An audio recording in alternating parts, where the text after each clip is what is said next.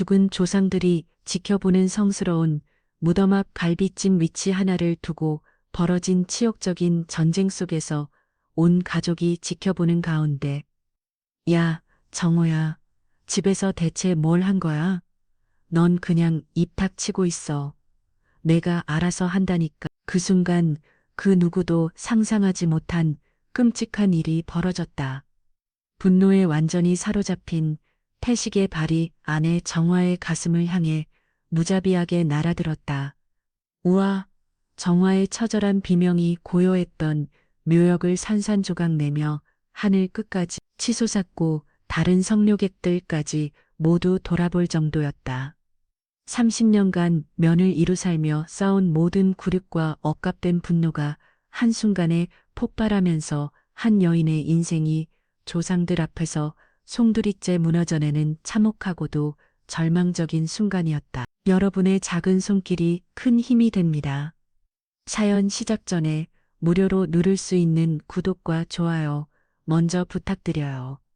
알림 설정도 하이면 새로운 이야기와 감동을 누구보다 빨리 만나실 수 있습니다. 서울 근교 재래시장의 아침은 언제 분주했습니다. 새벽 5시면 어김없이 문을 여는 작은 분식집. 그곳에서 서정아는 오늘도 국수 반죽을 치고 있었습니다. 55의 나이에도 여전히 야무진 손놀림으로 면을 뽑아내는 정화의 얼굴에는 세월의 흔적이 깊어 있었죠.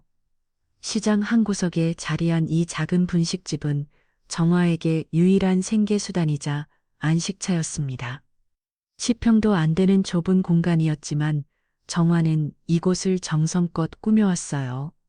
벽에 붙은 낡은 메뉴판과 플라스틱 테이블, 그리고 오래된 가스레인지까지 모든 것이 정화의 선택가 묻어 있었죠.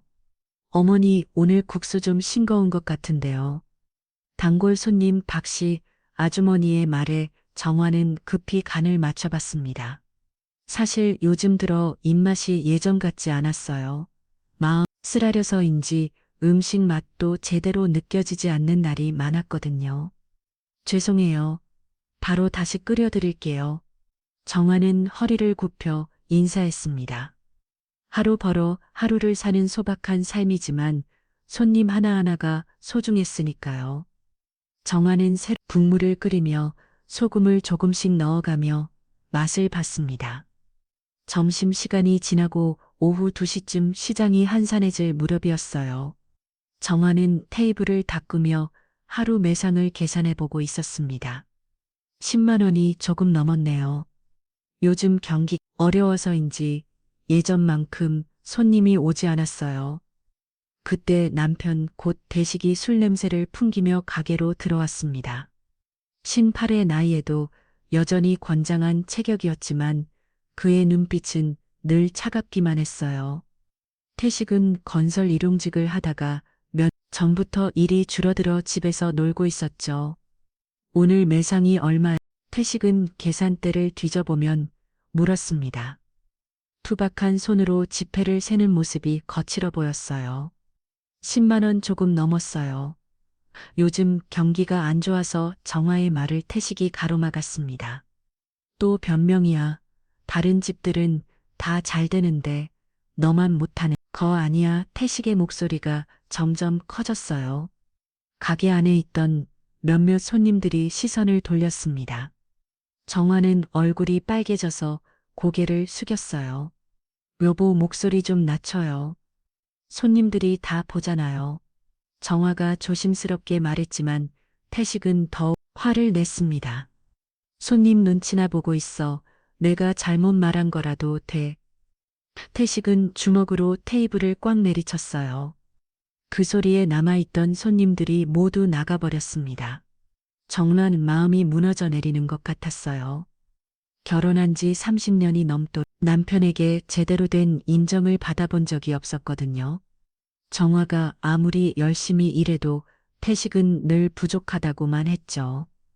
언니가 오늘 저녁에 오신다니까 집에 가서 준비해. 태식이 명령조로 말했습니다. 시어머니 이야기만 나오며 정화의 어깨가 절로 움츠러들었어요. 주봉자는 79의 고령이었지만 여전히 카리스마가 대단한 분이었습니다. 전통을 중시한다는 명목으로 며느이인 정화를 늘 하인처럼 부렸어요. 며느이가 어디서 목소리를 높여 시대가 앞에서는 함부로 앉지도 마라 같은 말들을 달고 살았죠. 집에 돌아온 정화는 서둘러 저녁 준비를 시작했습니다. 시어머니가 좋아하는 갈비찜과 나무들을 정성스럽게 만들었어요. 갈비를 손질하면서도 마음은 무거웠습니다. 무슨 트집을 잡힐까 걱정이 되거든요.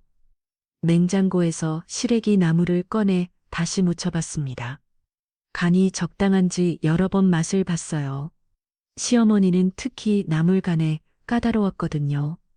손이 아파도 허리가 아파도 정성을 다해 음식 준비하는 것이 며느리의 도리라고 생각했습니다.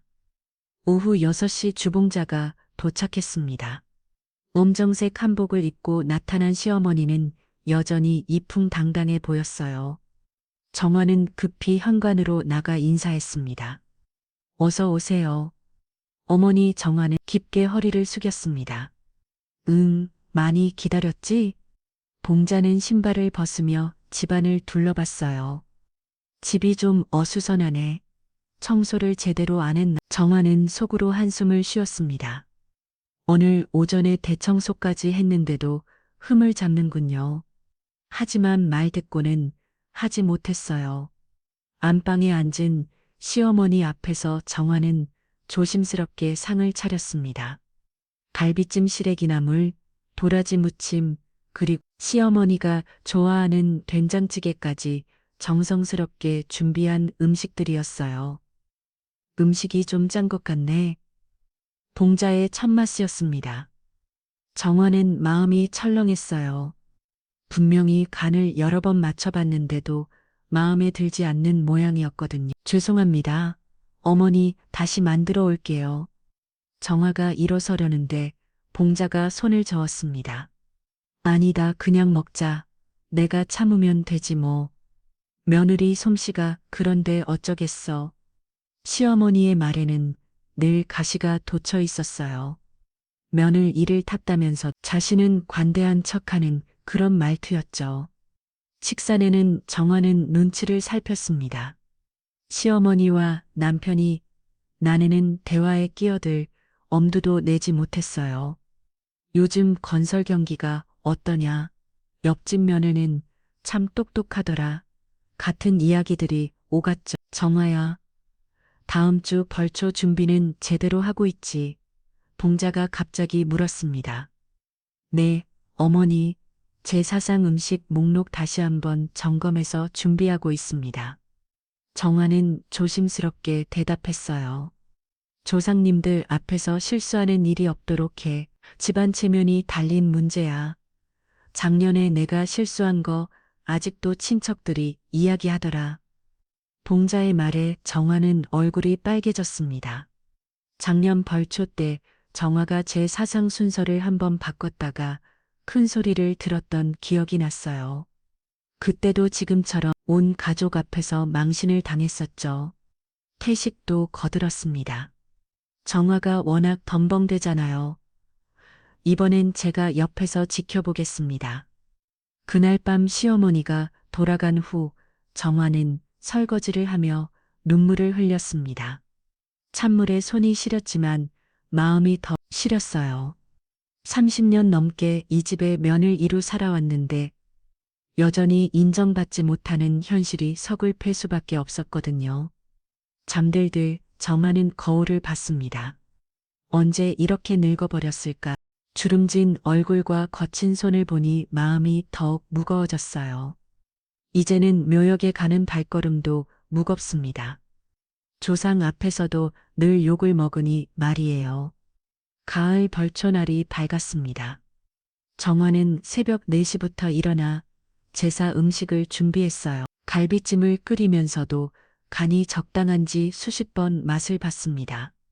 시래기나물, 도라지 무침, 그리고 시아버지가 좋아했던 동태전까지 하나하나 정성스럽게 만들었어요.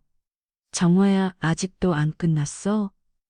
태식이 거실에서 짜증스럽게 소리쳤습니다. 거의 다 됐어요.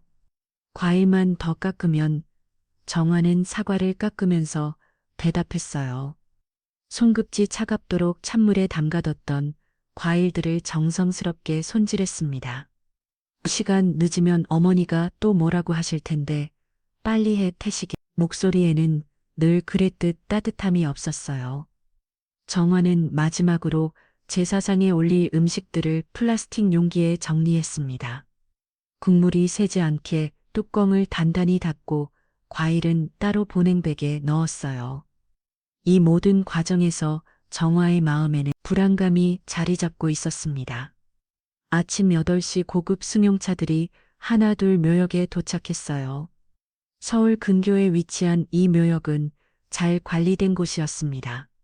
넓은 잔디 밭과 깔끔한 석재로 만든 비덕들이 질서정연하게 배치되어 있었고 곳곳에 소나무와 단풍나무가 심어져 있었어요. 시아버지 고만식의 무덤은 묘역에서도 가장 좋은 자리에 있었습니다. 남면을 바라보고 있어서 햇볕이 잘 들었고 뒤로는 작은 언덕이 병풍처럼 둘러싸고 있었죠. 검은 화가감으로 만든 비답에는 금색을 시로 고만식 지묘라고 새겨져 있었어요. 시어머니, 주봉자가 제일 먼저 무덤 앞에 섰습니다. 검은색 명주 한복을 입은 모습이 엄숙해 보였어요. 그 뒤로 태식과 신호의 미정, 그리고 태식의 사촌형 내에 가주 서서 묵념했습니다. 정화는 가장 뒤쪽에서 조심스럽게 서 있었어요. 자, 이제 상을 차리자. 봉자가 엄숙한 목소리로 말했습니다. 정화는 서둘러 준비해온 음식들을 꺼내기 시작했어요. 먼저 흰 보자기를 무덤 앞에 깔고 그 위에 제사상을 차렸습니다. 갈비찜을 가장 앞쪽에 나물들을 그 옆에 정렬했어요. 뭔가 이상한데 신우의 미정이 의아한 표정을 지으며 말했습니다. 갈비찜이 저기 있으면 안 되지 않나? 정화는 순간 머릿속이 하얘졌어요. 아니, 언니, 제가 작년 사진을 보고 똑같이 준비했는데요. 사진으로 뭘 제대로 알겠어. 미정의 목소리가 점점 날카로웠습니다. 우리 집안 제사는 대대로 내려오는 순서가 있다니까. 이때 태식의 사촌역도 끼어들었어요.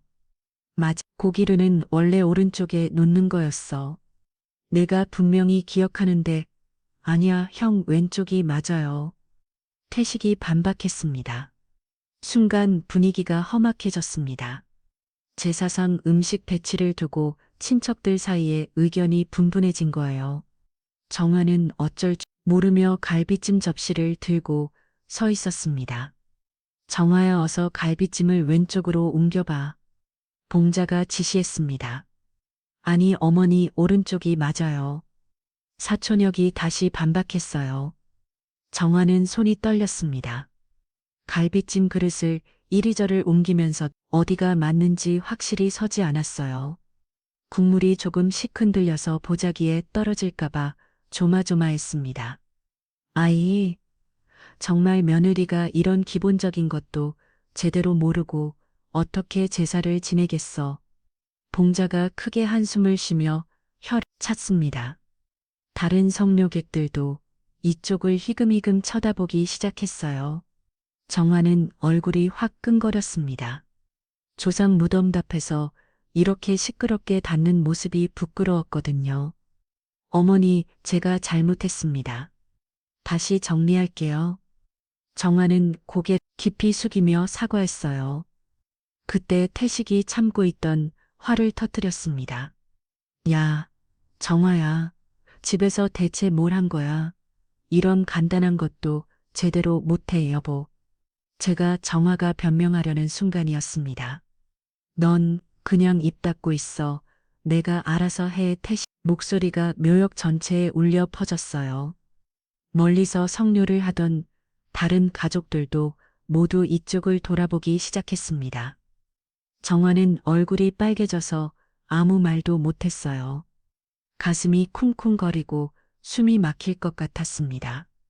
30년 넘게 살아온 시댁에서 이렇게 큰 소리로 망신을 당하다니. 태식아, 목소리 좀 나처럼.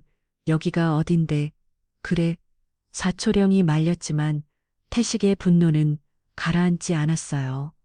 아니, 형, 이 여자가 매번 이런 식이에요. 집에서 뭘 하는지 정말 모르겠어. 태식 주먹을 불군 쥐고 정화를 노려봤습니다. 정화는 다시 한번 사과하려고 고개를 숙였어요. 정말 죄송합니다. 제가 다시 바로 그 순간 아무도 예상하지 못한 끔찍한 일이 벌어졌습니다. 큰 분노에 완전히 사로잡힌 태식이 발로 정화의 가슴을 강하게 짓밟았어요. 정화는 비명과 함께 그대로 땅바닥에 쓰러졌습니다. 의학 정화의 절규가 고요했던 묘역을 가득 채웠어요. 가슴 팍에 찍힌 태식의 발자국이 뜨겁게 아팠습니다. 하지만 몸의 고통보다 마음 상처가 훨씬 더 깊었어요. 어머, 이게 뭐 하는 짓이야? 친척들이 모두 놀라서 외쳤습니다. 하지만 그 누구도 적극적으로 나서서 말리지는 않았어요. 그저 멀찍이서 경악한 표정으로 지켜볼 뿐이었습니다. 정화는 땅바닥에 쓰러진 채로 오열했어요. 30년 넘게 억눌러 왔던 모든 서러움과 분노가 한꺼번에 터져나왔습니다. 조상의 무덤 앞에서 수많은 사람들이 지켜보는 앞에서 당한 이 굴욕적인 순간이 너무나 참호했거든요. 묘역 관리인 박만수가 멀리서 광경을 지켜보고 있었어요. 68세의 만수는 이 묘역에서 10년 넘게 일해온 베테랑이었습니다. 온갖 가족사를 다 봤지만 이렇게 충격적인 장면은 처음이었어요. 아이고, 태식아. 그래도 조상님 앞에서 봉자조차 당황한 기색을 감추지 못했습니다. 죄송합니다. 어머니, 제가 너무 화가 나서 태식도 뒤늦게 자신이 저지른 일의 심각성을 깨달은 듯 했지만 정화에게는 사과하지 않았어요. 정화는 진흙이 묻은 한복을 털으면서 천천히 일어났습니다. 무릎이 까져서 피가 나고 있었고 옷도 더러워졌지만 그런 건 중요하지 않았어요. 다른 성묘객들의 시선이 따갑게 느껴졌지만 고개를 들 수가 없었습니다. 우리 그만 가자. 사람들이 다 보고 있잖아. 미정이 주변을 둘러보며 제조했어요. 창피해 죽겠네. 정화는 묵묵히 흩어진 제사 음식들을 정리하기 시작했습니다. 갈비찜 국물이 땅에 쏟아져 있었고 정성스럽게 깎아놓은 과일들도 여기저기 굴러다니고 있었어요. 1시간 넘게 공들여 준비한 음식들이 엉망이 되어버렸지만 정화는 묵묵히 하나씩 주워 담았습니다. 정화야, 빨리 정리해. 시간 늦는다. 태식이 아무렇지도 않다는 듯 명령했습니다. 방금 전 아내를 발로 찬 사람이라고는 믿을 수 없을 만큼 태어난 모습이었어요. 바로 그때 묘역 관리 만수가 조용히 다가왔습니다. 정화의 참혹한 모습을 본 그는 차마 그냥 지나칠 수가 없었어요. 따님 괜찮으십니까? 만수가 정화에게 조심스럽게 물었어요.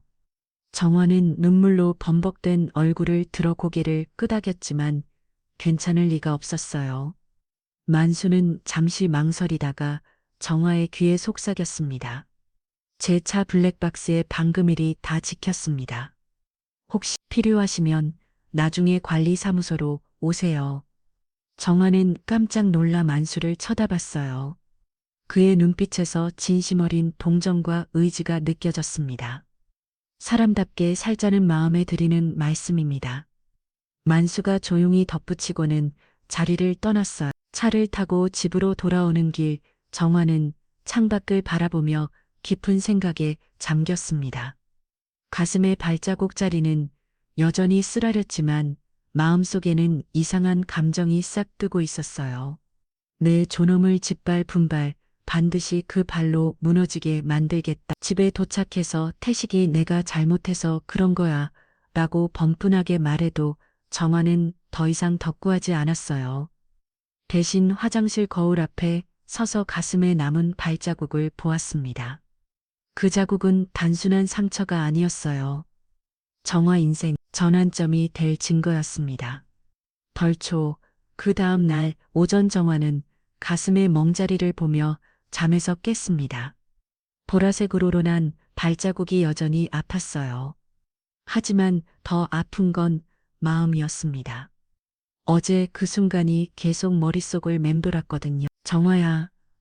아침 안에 태식이 거실에서 소리쳤습니다. 어제 일은 아무것도 아니었다는 듯 평소와 똑같은 목소리였어요. 정화는 대답 대신 부엌으로 나가 밥을 지었습니다. 실을 씻으면서도 어제 묘역관리인의 말이 계속 떠올랐어요. 블랙박스에 다 찍혔다는 그 말이 마음에 걸렸습니다. 아침을 차려주고 태식이 나간 후 정화는 거울 앞에 섰어요.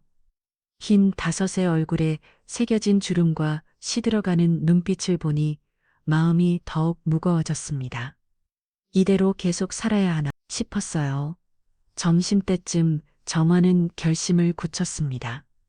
묘역관리인의 말이 계속 마음에 걸렸거든요. 버스를 타고 다시 묘역으로 향했어요. 어제와는 달리 조용하고 평화로운 분위기였습니다. 관리사무소는 묘역 입구 근처에 있는 작 건물이었어요. 정화가 문을 열고 들어서니 박만수가 책상에서 서류 정리를 하고 있었습니다. 아, 어제 그 따님이시군요. 만수가 정정을 알아보고 일어났습니다. 많이 놀라셨죠? 정화는 고개를 숙이며 인사했어요. 어제 말씀하신 그게 정말 찍었나요? 만수는 고개를 끄덕였습니다. 제 차가 바로 저기 주차되어 있었거든요. 블랙박스가 그 방향을 향하고 있어서 다 찍혔어요. 보여주실 수 있나요? 정화의 목소리가 떨렸습니다. 만수는 노트북을 켜고 파일을 재생했어요. 화면에 어제 그 참혹한 순간이 그대로 나타났습니다. 태식이 정화의 가슴을 발로 찾은 장면, 정화가 땅에 쓰러지며 비명을 지르는 소리까지 선명하게 담겨 있었어요. 정화는 영상을 보며 다시 한번 울음 터뜨렸습니다. 객관적으로 보니 그 순간이 얼마나 참혹했는지 새삼 깨달았거든요. 따님, 이건 단순한 부부싸움이 아니에요. 넌수가 조심스럽게 말했습니다. 공개적인 폭행이죠. 게다가 조상 무덤 앞에서 이런 일이 하지만 남편인데 어떻게 정화가 망설였어? 아니에요. 아무리 부부라도 이건 잘못된 거예요. 만수가 단호하게 말했습니다. 저도 아내가 있지만 손끝 하나 다치게 한 적 없어요. 이건 명백한 폭력입니다. 만수는 USB를 꺼내 영상을 복사해 주었어요. 혹시 필요하시면 쓰세요. 저도 증인이 될 수 있고요. 정화는 USB를 받아들며 고마움을 표했습니다. 정말 고맙습니다. 모르는 분이 이렇게 사람이 사람답게 살아야죠. 만수가 따뜻하게 웃었습니다. 힘내세요. 따님 집으로 돌아온 정화는 USB를 깊숙이 숨겨두었어요. 아직 어떻게 해야 할지 확실히 서지 않았지만 뭔가 중요한 것을 손에 넣었다는 생각이 들었습니다. 그 글 저녁 정화는 오랜만에 고등학교 동창 박지훈을 떠올렸어요. 지훈은 지금 변호사로 일하고 있었습니다. 몇 년 전 동창회에서 명함을 받아둔 게 생각났어요. 다음 날 오전 정화는 용기를 내어 지훈에게 전화를 걸어다 여보세요. 지훈아, 나 서정아야. 아, 정아야, 오랜만이네. 잘 지냈어. 지훈의 목소리는 여전 다정했어요. 그런데 상담 좀 받고 싶어서 시간 될 때 만날 수 있을까? 물론이지. 급한 일이야. 오늘 오후에 사무실로 와. 지훈의 법무법인은 신의 번화가 있었어요. 깔끔한 사무실에서 만난 지훈은 48의 나이에도 듬직해 보였습니다. 정화야, 무슨 일이야? 표정이 안 좋아 보이는데 지훈이 걱정스럽게 물었어요. 정화는 어제 일부터 차근차근 설명했습니다. 벌초날 벌어진 일, 태식의 폭행, 그리고 블랙박스 영상까지 모든 것을 털어놓았어요. 지우는 USB에 담긴 영상을 보더니 심각한 표정을 지었습니다. 정화야, 이건 정말 심각해. 명백한 폭행이고 증거까지 확실하잖아. 하지만 이게 법적으로 문제가 될까? 부부 사이인데. 정화가 걱정스럽게 물었어요. 당연히 가정폭력도 엄해한 범죄야. 지훈이 단호하게 말했습니다. 게다가 이렇게 많은 사람 앞에서 공개적으로 폭행했다면 모욕죄도 성립해. 지즈는 더 자세히 설명했어요. 그런데 정화야, 혹시 재산 문제는 어때? 남편이 뭔가 이상 행동을 하지 않았어? 정화는 잠시 생각해 보다가 최근 태식의 이상한 행동들을 떠올렸어요. 요즘 시아버지 도장을 자꾸 쳤더라고. 그리고 부동산 서류들을 뒤지는 것 같기도 하고. 그거 위험해. 혹시 이면 나 부동산을 담보 대출 받으려는 건 아닐까? 지훈의 표정이 더욱 심각해졌어요. 설마 정화는 충격을 받았습니다. 정화야, 지금 상황이 단순한 가정폭력이 아닐 수도 있어. 재산 문제까지 얽히면 훨씬 복잡해져. 지훈이 진지하게 말했습니다. 대응해야 해. 지훈은 당장 해야 할 일들을 정리해 주었어요. 우선 병원 가서 상해진 단서부터 받아. 그 다음에 경찰서에 신고하고 재산 관련해서는 내가 따로 조사해 볼게. 정말 고마워, 지훈아. 정화의 눈에 희망의 빛이 보이기 시작했어요. 뭘 우리가 언제부터 그런 사이야? 지훈이 웃으며 말했습니다. 정화야, 이번엔 끝까지 가자. 더 이상 방하고만 살지 마. 지훈은 명함을 하나 더 건네주었어요. 여기 여성 전문 상담사 연락처야. 심리적 도움도 받는 게 좋을 거야. 이제 정말 새 출발할 수 있을까? 정화가 불안하게 물었어요. 물론이야. 증거도 확실하고 법적으로도 당신이 유리해. 지훈이 확신에 찬 목소리로 말했습니다. 정화야, 이번이 기회야. 당신 인생을 되찾을 수 있어. 법무삼 무실 나서는 정화의 발걸음은 올 때와는 달랐어요. 여전히 두렵긴 했지만 마음 한구석에 단단한 의지가 자리 잡고 있었습니다. 그날 밤 정화는 거울 앞에 서서 자신을 바라봤어요. 가슴에 먹는 여전했지만 눈빛이 예전과 달랐습니다. 이제 참지 않겠다는 결심이 서 있었거든요. USB를 꺼내들고 정화는 다짐했습니다. 내 인생을 되찾겠다고, 더 이상 누구의 발밑에 깔리지 않겠다고 말이에요. 정화가 법무삼 의지에서 돌아온 지 4월이 지났습니다.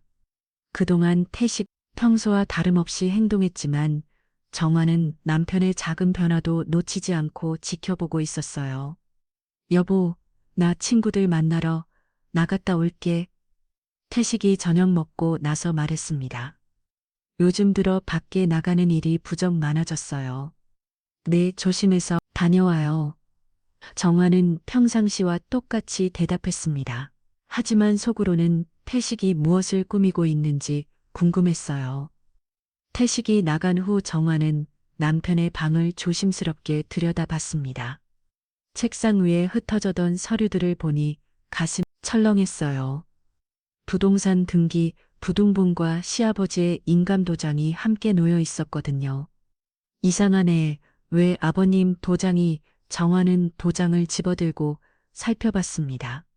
몇 년 전 돌아가신 시아버지가 생전에 아끼던 도장이었어요. 그때의 현관문 열리는 소리가 들렸습니다. 정화는 급히 도장을 제자리에 놓고 부엌으로 나갔어요. 벌써 왔어요? 정화가 물었지만 태식은 대답하지 않고 곧바로 방으로 들어갔습니다. 뭔가 급한 일이 있는 것 같았어요. 다음 날 오전 신호에 미정에게서 전화가 걸려왔습니다. 언니, 어제 벌초대 일로 친척들 사이에 이야기가 많아요. 미정의 목소리가 차갑게 들렸어요. 무슨 이야기요? 정화가 조심스럽게 물었습니다. 오빠가 그러는데 언니가 먼저 발을 걸어서 넘어진 거라며. 오빠가 괜히 욕을 먹고 하던데. 미정의 말에 정화는 어이가 없었습니다. 그게 무슨 말이에요? 제가 언제 몰라요. 하지만 친척들 사이에서는 그렇게 이야기가 돌고 있어요. 언니가 평소에 워낙 벙벙거려서 미정이 말을 흐렸습니다. 전화를 끊고 난 후 정화는 분노로 몸이 떨렸어요. 태식이 벌써 거짓말을 퍼뜨리고 있었던 거예요. 자신이 먼저 발을 걸었다니 이런 뻔뻔한 거짓말이 어디 있을까요? 오후에는 더 충격적인 소식이 기다리고 있었습니다. 시세 가족 단톡방에 미정이 사진을 올린 거예요. 벌초 당일 찍었다는 사진이었는데 정화가 넘어져 있는 모습만 찍혀 있었습니다. 태식이 발로 차는 장면은 교묘하게 편집되어 있었어요. 언니가 갑자기 넘어져서 다들 놀랐네요. 다행히 크게 다치지 않아서 미정의 메시지가 함께 올라와 있었습니다. 정화는 휴대폰을 보며 찾았어요.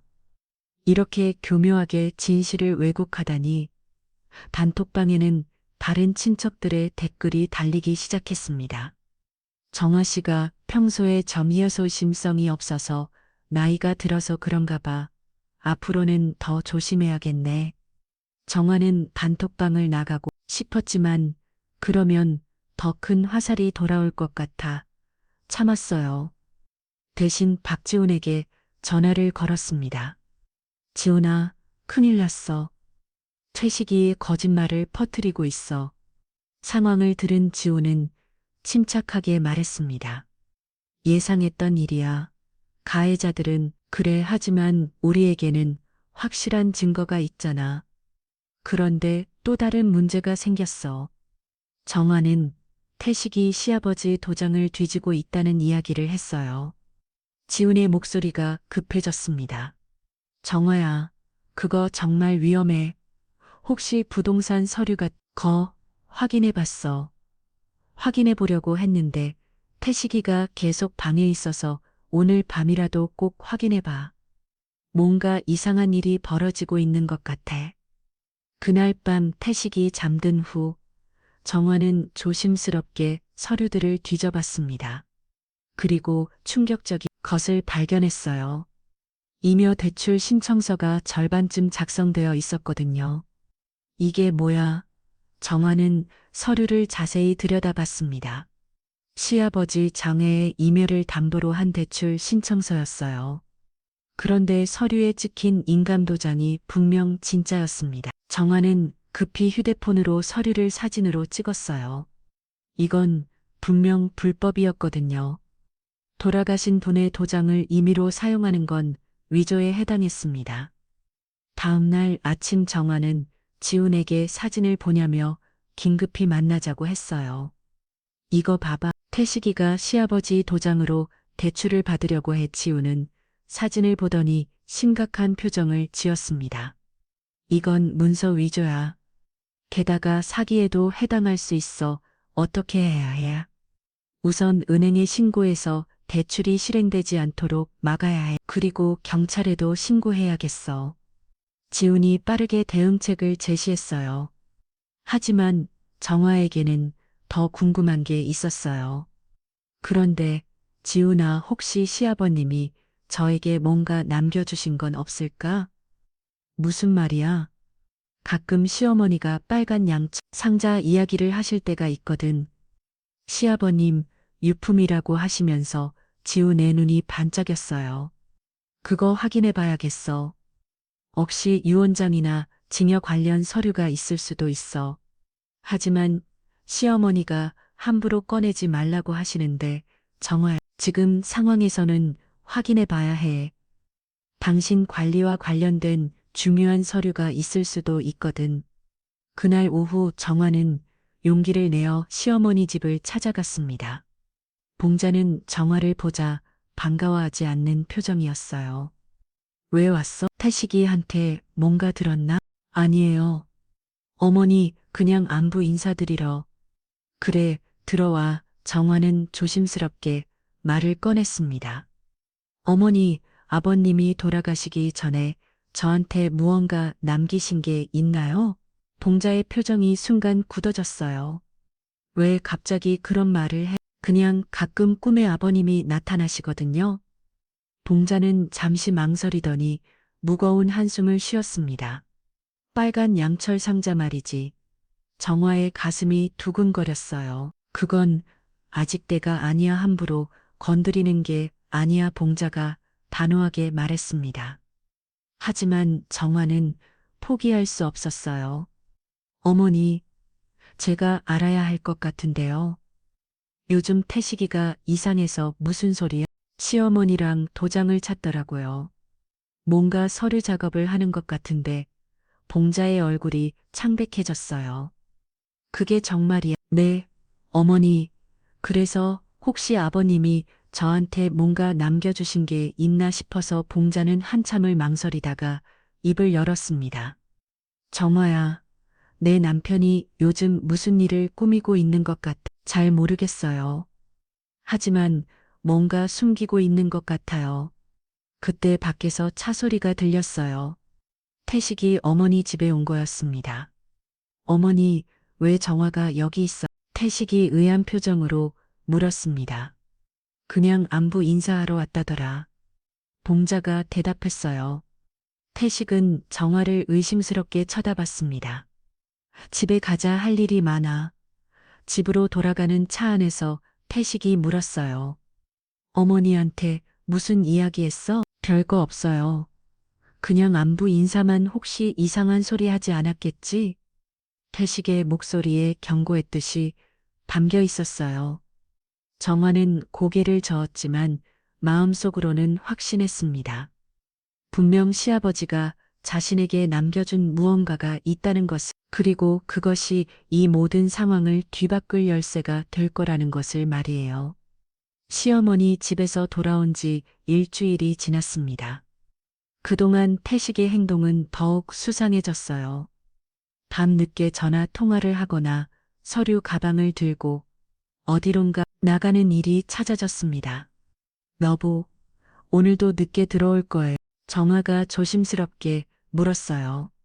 응, 중요한 일이 있어서. 태식은 대충 대답하고 서둘러 나갔습니다.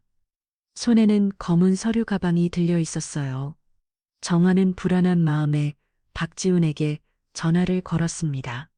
지훈아, 태식이가 요즘 너무 뭔가 큰일을 꾸미고 있는 것 같아. 정화야, 혹시 은행에서 연락 온 거 없어? 대출 관련해서. 아니, 없는데 왜?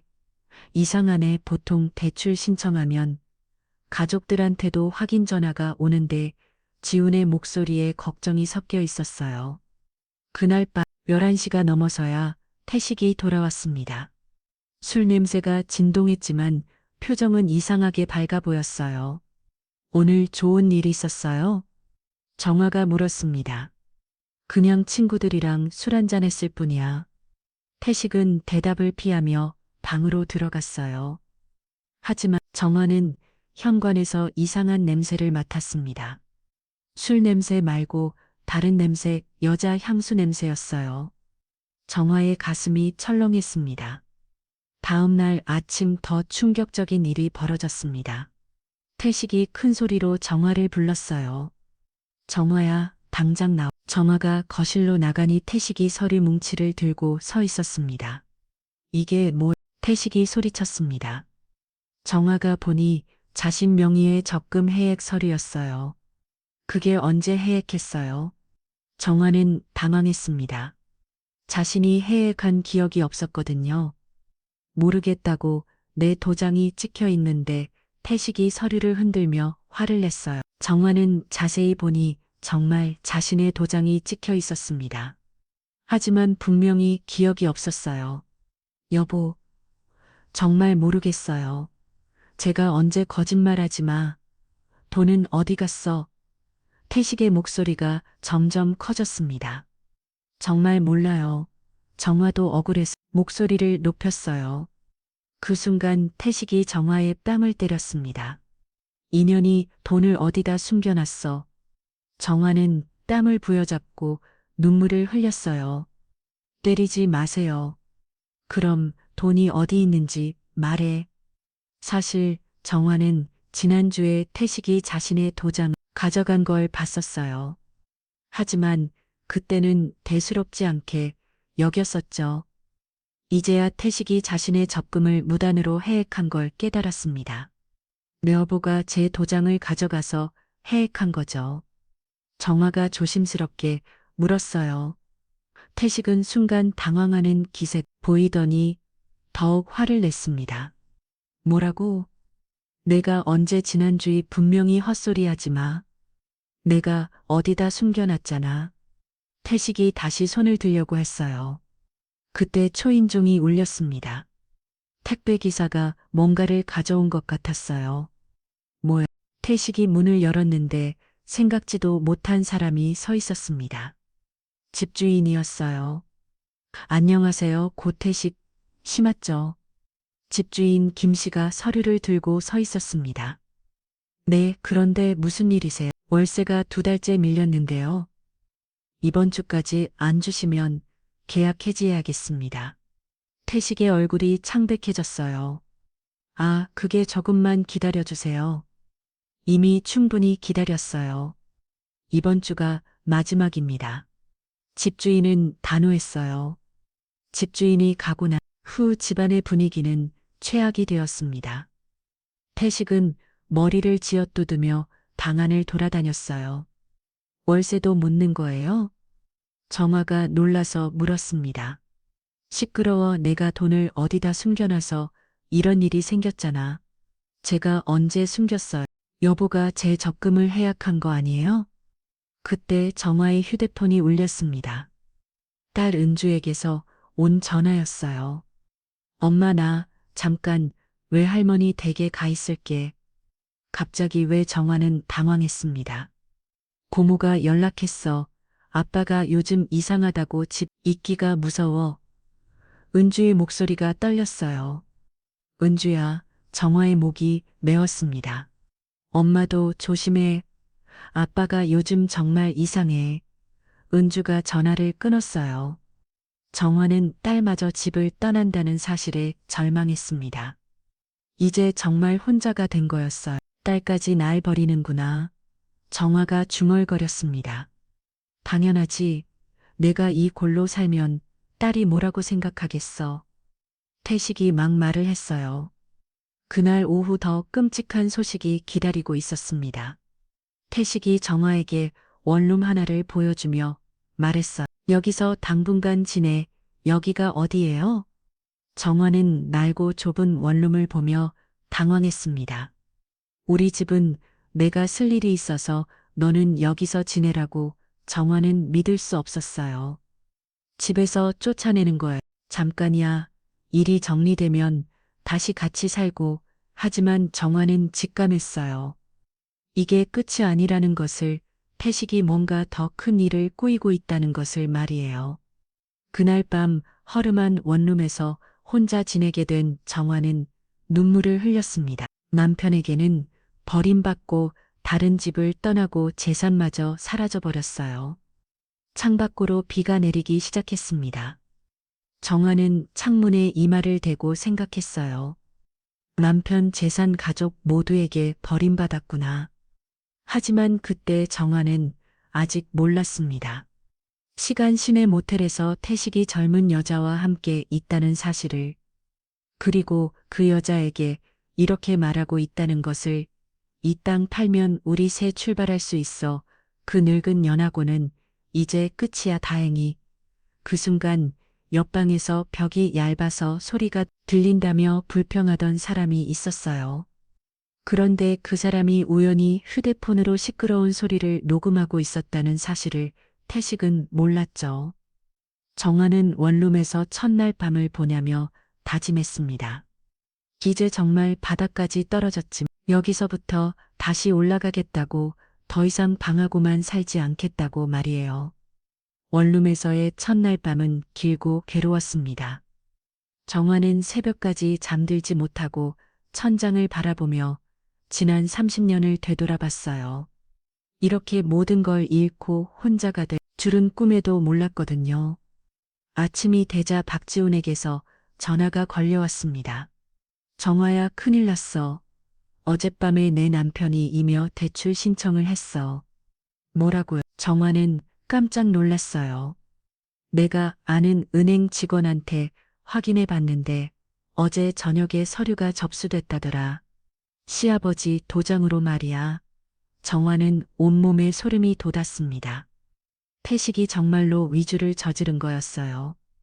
지훈아, 어떻게 해야 해? 우선 은행에 이해 제기부터 해야 해. 그리고 경찰서에도 신고하고. 하지만 정화야, 더 중요한 건 시아버지가 남기신 유품을 확인하는 거야. 빨간 상자 말이지. 맞아, 거기에 뭔가 중요한 서류가 있을 거야. 오늘이라도 시어머니한테 가봐. 정화는 용기를 내요. 시어머니 집으로 향했습니다. 버스를 타고 가는 내내 마음이 무거웠어요. 과연 시어머니가 상자를 보여줄까 걱정이 되었거든요. 어머니 안녕하세요. 정화가 조심스럽게 인사했습니다.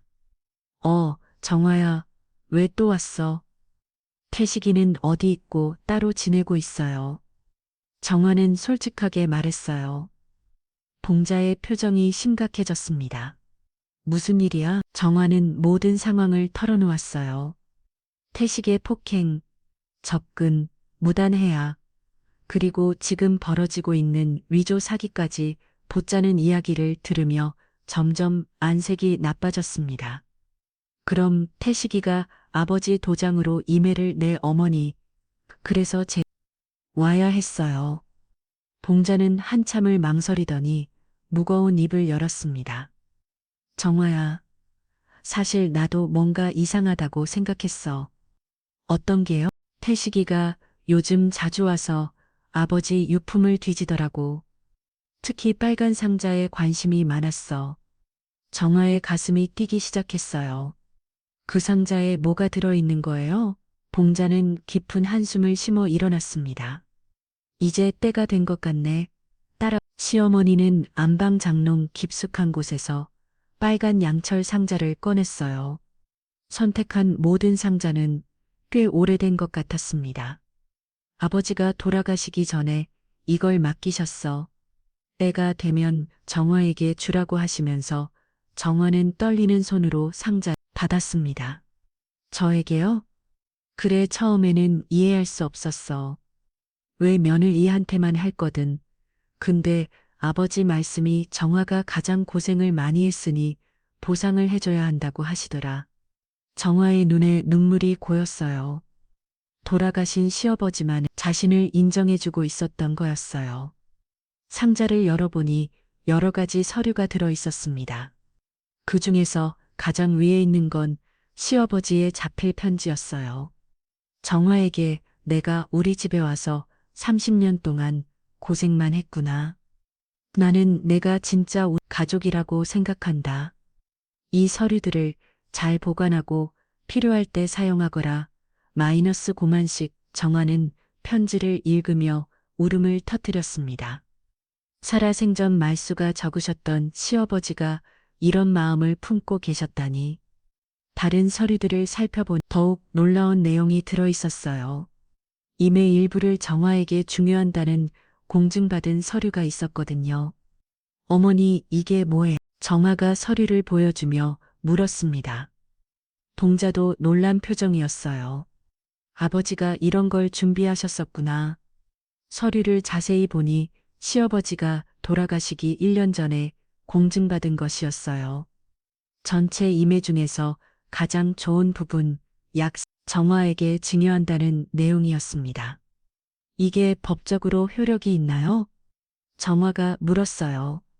당연히 있지. 공증까지 받았는데 봉자가 대답했습니다. 정화는 급히 박지훈에게 전화를 걸었어요. 지훈아, 큰 발견을 했어. 상황을 들으 지훈은 흥분을 감추지 못했습니다. 정화야, 이제 퍼즐이 맞춰졌어. 그 땅이 내 거라면 태식이는 남의 땅으로 대출받으려 했던 거야. 정말요? 당연하지. 이건 명백한 사기야. 게다가 문서 위조까지. 이제 내가 모든 걸 뒤집을 수 있어. 정화는 상자 안에 다른 서류들도 확인해 봤어요. 시어버지가 정화를 위해 준비한 것들이 더 있었습니다. 은행 적금 통장 하나와 생명보험 수익자 변경 서류도 들어 있었어요. 어머니, 아버님이 정말 이 모든 걸 저를 위해 준비하신 거예요. 정화는 믿을 수 없다는 표정이었어요. 그런 것 같네. 아버지가 평소에 내가 고생한다고 안쓰러워 하셨거든. 동계 목소리에도 감동이 묻어났습니다. 그런데 어머니는 왜 지금까지 안 주셨어? 사실 나도 조금 질투가 났었어. 며느리한테만 이런 걸 남기시니까 봉자가 솔직하게 말했습니다. 하지만 지금 상황을 보니 아버지가 미리 알고 계셨나 봐. 정화는 시어버지의 사진을 바라보며 감사의 마음을 담아 절했어요. 아버님, 고맙습니다. 이제 진실을 밝히겠습니다. 그때 현관문이 열리는 소리가 들렸습니다. 태식이 온 거였어요. 어머니, 왜 정화가 또 여기 있어? 태식이 화난 목소리로 물었습니다. 정세는 빨간 상자를 꼭 안고 일어났어요. 여보, 이제 끝이에요. 뭐가 끝이? 태식이 의아했습니다. 여보가 저지른 모든 일들 이제 다 밝혀질 거예요. 정화의 목소리에는 전에 없던 당당함이 묻어 있었어요. 태식은 정화가 들고 있는 빨간 상자를 보며 얼굴이 창백해졌습니다. 그게 뭐야? 아버님이 저에게 남겨주신 거예요. 저보가 그렇게 찾던 그 상자 말도 안 돼. 그건 우리 집 한 거야. 태식이 소리쳤습니다. 아니야요. 이제 제 거예요. 정화는 더 이상 물러서지 않았어요. 봉자가 나섰습니다. 태식아, 그건 아버지가 정화에게 남기신 거야. 내가 건드릴 수 없어. 태식은 믿을 수 없다는 표정으로 어머니와 아내를 번갈아 봤어요. 하지만 정화의 눈빛은 이미 달라져 있었습니다. 여보, 내일 모든 게 끝날 거예요. 각오해요. 정화가 조용히 말하고 집 나섰어요. 그날 밤 원룸에서 정화는 빨간 상자 안에 서류들을 다시 한번 정리했습니다. 시아버지의 편지를 읽으며 눈물을 흘렸어요. 아버님만은 나를 며느로 인정해 주셨구나. 이제 모든 준비가 끝났습니다. 내일이면 태식과의 진짜 싸움이 시작될 거였어요. 빨간 상자를 찾은 지 일주일 후 추석이 다가왔습니다. 정화는 박지훈과 함께 모든 준비를 마쳤어요. 증거들을 정리하고 법적 절차도 알아봤습니다. 이제 마지막 순간만 남았어요. 정화야, 괜찮겠어? 오늘 가족들 앞에서 다 밝히는 거 맞지? 지훈이 걱정스럽게 물었습니다. 내 조상 앞에서 저를 밟았으니 조상 앞에서 진실을 밝혀야죠. 정화의 목소리는 단단했어요. 추석 벌초나라 짐 정화는 검은색 한복을 입고 묘역으로 향했습니다. 가방 안에는 USB, 녹음기 그리고 시아버지의 공증 서류가 들어 있었어요. 마지막 결전을 위한 무기들이었죠. 묘역에 도착하니 이미 가족들이 모여 있었습니다. 시어머니 봉자, 태식, 신호의 미, 그리고 다른 친척들까지 정화를 본 태식의 표정이 어두워졌어요. 언니 왔네요. 미정이 어색하게 인사했습니다. 요즘 어디서 지내세요? 혼자 지내고 있어요. 정화는 담담하게 대답했어요. 태식이 정화에게 나가왔습니다. 너 오늘 이상한 짓 하지 마. 가족 체면 생각해서 걱정 마세요. 오늘은 정말 중요한 이야기를 할 거거든요. 정화가 의미심장하게 말했어요. 제사 준비가 시작되었습니다. 이번에는 정화가 아무 말 없이 음식 정리했어요. 작년과 달리 아무도 간섭하지 않았습니다. 오히려 조심스러워하는 분위기였어요. 무덤 앞이에서 묵념을 마치고 거자 정화가 일어섰습니다. 가족 여러분, 오늘 조상님 앞에서 중요한 이야기를 하려고 해요. 무슨 태식이 경계하는 목소리로 물었어요.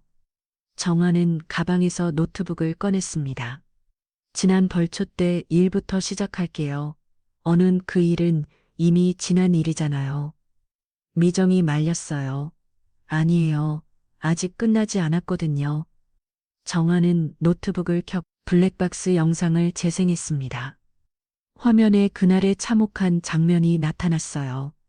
태식이 정화의 가슴을 발로 찾은 모습, 정화 땅에 쓰러지며 비명을 지르는 소리까지 선명하게 담겨 있었습니다. 이게 뭐? 사초명이 놀라서 소리쳤어요. 어머, 태식아. 봉자가 충격을 받은 표정이었어요. 태식의 얼굴이 새하얘졌습니다. 그게 어디서 나온 거야? 묘 관리인 분 차에 있던 블랙박스예요. 모든 게 다 지켰어요. 정화가 차분하게 설명했어요. 친척들은 모두 충격에 빠져 있었습니다. 영상 속의 폭력은 너무나 명백했거든요. 언니가 먼저 발을 걸었다면서요? 정화가 미정을 쳐다봤어요. 이 영상에 그런 모습이 보이나요? 미정은 아무 말 못했어요. 자신이 편집해서 올린 사진이 얼마나 왜곡된 것인지 드러났거든요. 그리고 이것도 들어보세요. 정화는 녹음기를 재생했어요. 이 땅 팔면 젊은 여자랑 새 출발할 수 있어. 그 늙은 연하고는 이제 끝이야. 태식의 목소리가 선명하게 들렸습니다. 친척들이 모두 태식을 쳐다봤어요. 태식아, 이게 정말 내 목소리야. 사초명이 믿을 수 없다는 표정으로 물었어요. 태식은 변명하려 했어요. 그게 그때 술을 많이 먹어서 술 먹었다고 이런 말을 해요. 정화의 목소리가 떨렸어요. 30년 동안 같이 산 아내를 늙은 년이라고 불러요. 봉자가 태식에게 다가갔습니다. 내가 정말 다른 여자가 있어. 어머니, 그게 아니라 대답해 있어. 없어. 봉자가 소리쳤어요. 태식은 더 이상 부정할 수 없었어요. 잠깐 만나는 사이예요. 순간 묘역이 조용해졌습니다. 모든 친척들이 태식을 격렬하는 눈으로 쳐다봤어요. 그런데 더 심각한 게 있어요. 정화는 다음 증거를 꺼냈어요. 여보가 시아버지 도장으로 위조한 서류들이에요. 정화는 태식이 작성한 대출, 서류를 보여줬습니다. 돌아가신 분의 도장을 임의로 사용해서 이묘를 담보로 대덜받으려 했어요. 뭐라고? 사초명이 분노했어요. 아버지 도장을 위조해서 아니야, 그게 아니라 태식 변명하려 했지만 소용없었어요. 정화는 마지막 카드를 꺼냈습니다. 시아버지의 공증 서류였어요. 그런데 알고 보니 그 이면은 제 것이에요. 무슨 소리야? 태식이 소리쳤어요. 정화는 공증 서류를 펼쳐 보였습니다. 시아버지 돌아가시기 전에 임의 일부를 저에게 증여하셨어요. 공증까지 받으셨고요. 봉자가 고개를 끄덕였어요. 맞아. 아버지가 정화에게 주라고 하셨어. 친척들이 서류를 확인해 봤습니다. 시아버지의 친필 서명과 공증 도장이 분명했어. 그러니까 여보는 남의 땅으로 사기를 치려고 한 거예요. 정화가 단호하게 말했어요. 태식은 완전히 공지에 몰렸습니다. 정화야, 우리 다시 이야기해보자. 이제 늦었어요. 정화의 목소리는 차가웠어요. 조상님 앞에서 저를 밟았죠. 오늘은 조상님 앞에서 여보가 무너질 차례예요. 태식이 무릎을 꿇었습니다. 정화야, 한 번만 봐줘. 내가 잘못했어. 30년 동안 저를 무시하고 때리고 마지막에는 젊은 여자와 바람까지 피우면서 이제 와서 빌어요. 정화는 더 이상 물러서지 않았어요. 봉자가 태식에게 다가가서 뺨을 때렸습니다. 이 못난 놈아, 아버지 도장으로 사기를 치고 30년 같이 산 아내를 배신하고 사촌년도 분노했어요. 태식아, 내가 어떻게 이럴 수 있어. 가족의 체면을 이렇게 망가뜨리고. 태식은 모든 친척들 앞에서 완전히 망신을 당했어요. 더 이상 변명할 여지도 없었습니다. 정화야, 제발. 태식이 애원했지만 정화는 단호했어요. 이제 내 인생은 내 발밑이에요. 정화는 휴대폰을 꺼내 시비 신고했습니다. 신고한 및 가정폭력과 문서 위조, 그리고 사기 미수에 대해서요. 경찰이 도착하기까지 태식은 계속 애원했지만 정화는 돌아서지 않았어요. 조상 앞에서 자신의 존엄을 되찾은 순간이었습니다. 친척들은 모두 정화의 편에 섰어요. 그동안 태식의 행동이 얼마나 잘못되었는지 깨달았거든요. 정화야, 우리가 몰라봤다. 미안해. 사촌년이 진심으로 사과했어요. 경찰차차 묘역에 도착했습니다. 태식은 수갑을 차고 연행되어 갔어요. 조상 앞에서 벌어진 마지막 심판이었습니다. 태식이 연행된 지 석 달이 지났습니다. 법원은 명확한 증거들을 바탕으로 정화의 손을 들어주었어요. 가정폭력과 문서 위조 사기, 미수 혐의로 태식은 징역 2년을 선고받았습니다. 집행유예는 없었어요. 정화 원룸을 정리하고 새로운 집으로 이사했습니다. 시아버지가 남겨준 이며 일부를 매각해서 마련한 작은 아파트였어요. 비록 작았지만 온전히 자신의 공간이었죠. 엄마 정말 어따 은주가 이삿짐을 도우며 걱정스럽게 물었어요. 괜찮아, 은주야, 엄마는 이제 정말 괜찮아? 정화는 환한 미소를 지으며 대답했습니다. 은주는 어머니의 변화에 놀랐어요. 예전보다 훨씬 당당하고 밝아 보였거든요. 엄마 이렇게 웃는 모습 보는 게 언제만인지 모르겠어. 은주도 따라 웃었어요. 새 집에 정착한 후 정화는 새로운 계획을 세웠습니다. 그동안 꿈꿔왔던 일을 시작하려고 했어요. 재래시장에 위치한 새로운 가게 앞에서 정화는 간판을 올려다 봤습니다. 가을 분식이라고 쓰여 있었어요. 예전보다 2배 넓은 공간이었고 테이블도 8개나 놓을 수 있었습니다. 사장님, 간판 정말 예쁘게 나왔네요. 인테리어 업체 직원이 말했어요. 고맙습니다. 새 출발하는 마음으로 열심히 해보려고요. 정화의 목소리에는 희망이 가득했어요. 가게 오픈 준비를 하면서 정화는 특별한 결정을 했답니다. 혼자만의 가게가 아니라 지역 여성들에게 일자리를 제공하는 곳으로 만들고 싶었거든요. 정화 씨 정말 우리를 고용하겠다는 거예요. 동네 아주머니 김미숙이 놀란 표정으로 물었어요. 네, 언니 같이 일해요. 저 혼자서는 못하겠어요. 정화가 웃으며 말했어요. 김미숙과 박순희 그리고 이웃에 사는 최영자까지 모두 정화처럼 힘든 시간 보냈던 여성들이었어요. 정화는 그들에게 새로운 기회를 주고 싶었습니다. 사장님, 우리가 뭘 할 수 있을까요? 박순희가 조심스럽게 물었어요. 언니들이 집에서 하던 요리 그대로 하시면 돼요. 저는 여러분을 믿어요. 정화는 진심 담아 말했어요. 가을 분식은 문을 연 지 일주일 만에 소문이 났습니다. 음식 맛이 좋을 뿐만 아니라 사람들에게 따뜻한 위로를 주는 곳이었거든요. 사장님, 여기 음식은 정말 집밥 같아요. 단골 손님이 말했어요. 감사해요. 정성 만들거든요.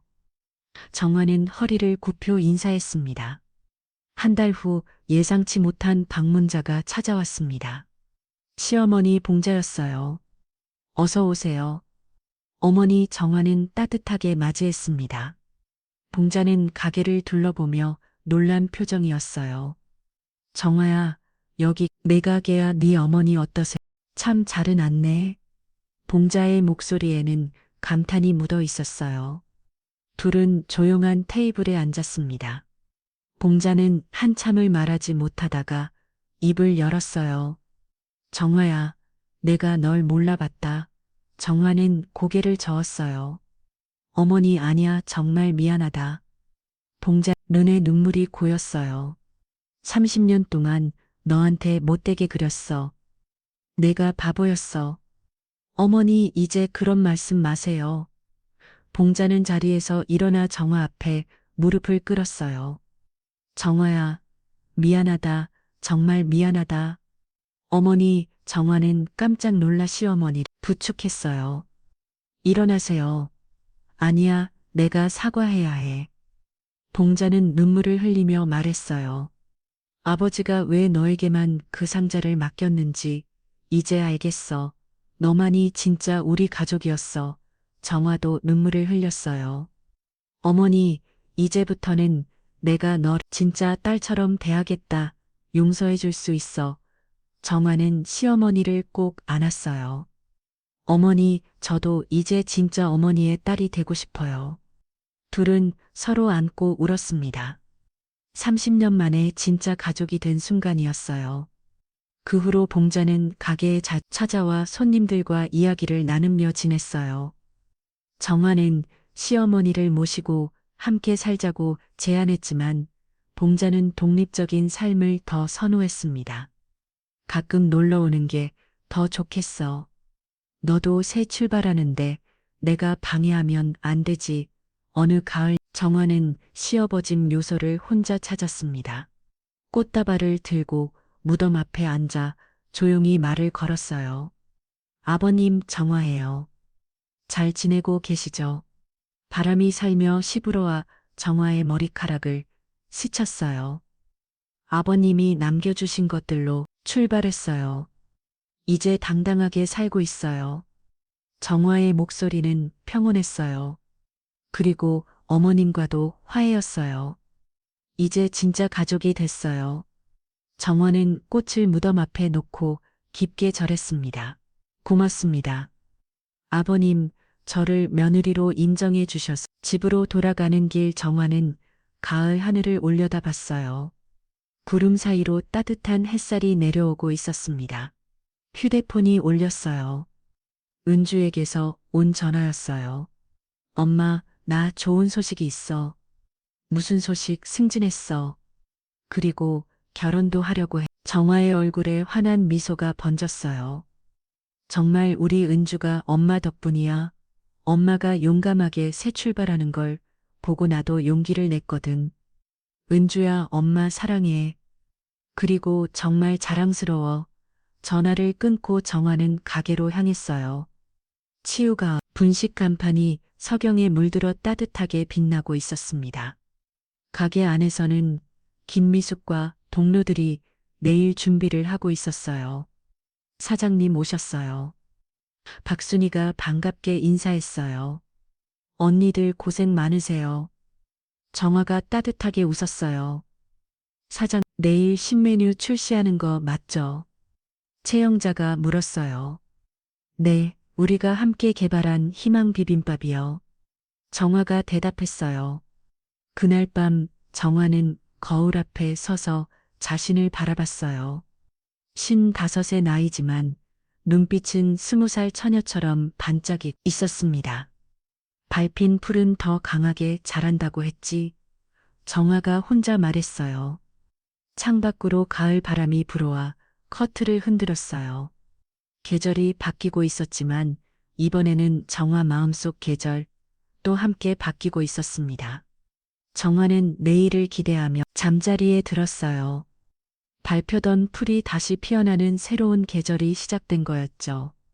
오늘의 사연 마음에 와닿으셨나요? 다음 이야기가 궁금하시다면 지금 바로 무료 구독 버튼과 알림 설정을 눌러주세요. 좋아요와 댓글로 함께 해주시면 더 감동적인 이야기로 찾아오겠습니다. 여러분의 응원이 큰 힘이 됩니다. 감사합니다. 사연 일상이었습니다.